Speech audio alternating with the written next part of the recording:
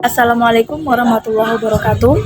Perkenalkan, nama saya Kumala Bulansari, Standbook A 11122107. Saya dari kelas C. Di sini saya akan menjelaskan beberapa penjelasan tentang karakter bahasa, isu-isu bahasa, teori belajar bahasa. Yang pertama yaitu karakter bahasa.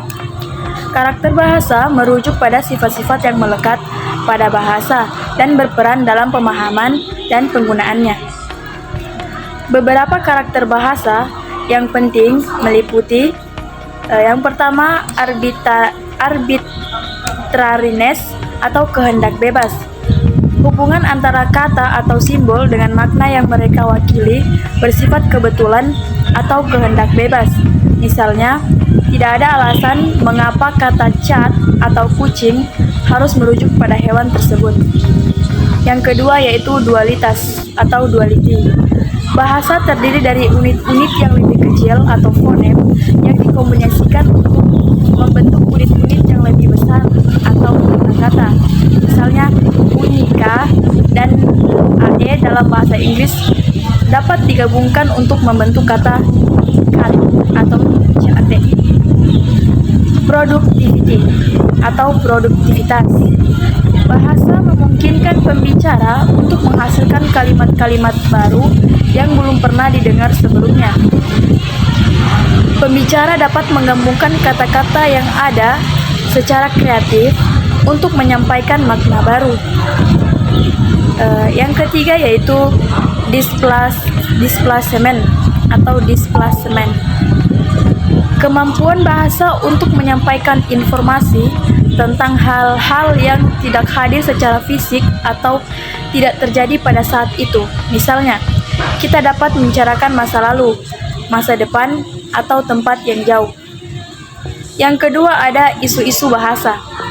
Ada beberapa isu penting dalam studi bahasa, di antaranya yaitu fungsi komunikatif. Bahasa digunakan sebagai alat komunikasi manusia. Isu-isu seperti pemahaman, produksi, dan struktur kalimat menjadi penting dalam mempelajari cara bahasa digunakan untuk berkomunikasi. Kemudian yang kedua ada perubahan bahasa, di mana bahasa adalah entitas yang hidup dan terus berubah seiring waktu. Perubahan dalam kosakata bahasa, tata bahasa, dan pelafalan adalah isu-isu yang mempengaruhi perkembangan bahasa. Yang ketiga ada variasi bahasa. Bahasa bervariasi di antara kelompok sosial, regional, dan budaya. Variasi ini mencakup dialek, aksen, dan perbedaan dalam penggunaan kata-kata atau ungkapan. Baik, yang selanjutnya yaitu sosiolinguistik.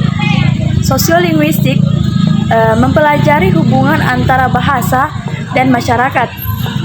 Isu-isu seperti kesopanan, identitas sosial, dan perbedaan status sosial dapat mempengaruhi penggunaan bahasa.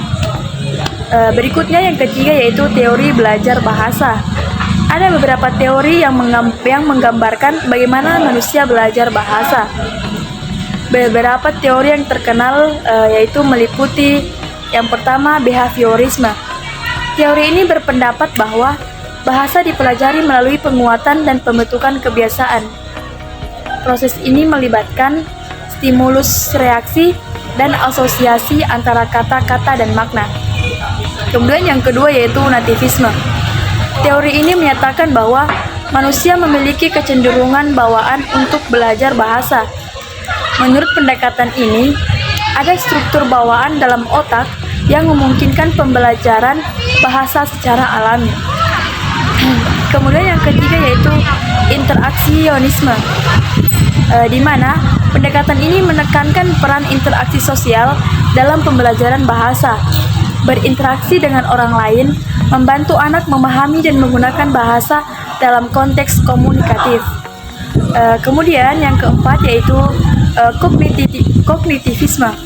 Teori ini menekankan peran pemrosesan kognitif dalam pembelajaran bahasa. Proses kognitif seperti pemahaman memori dan pemecahan masalah berperan penting dalam pemerolehan bahasa.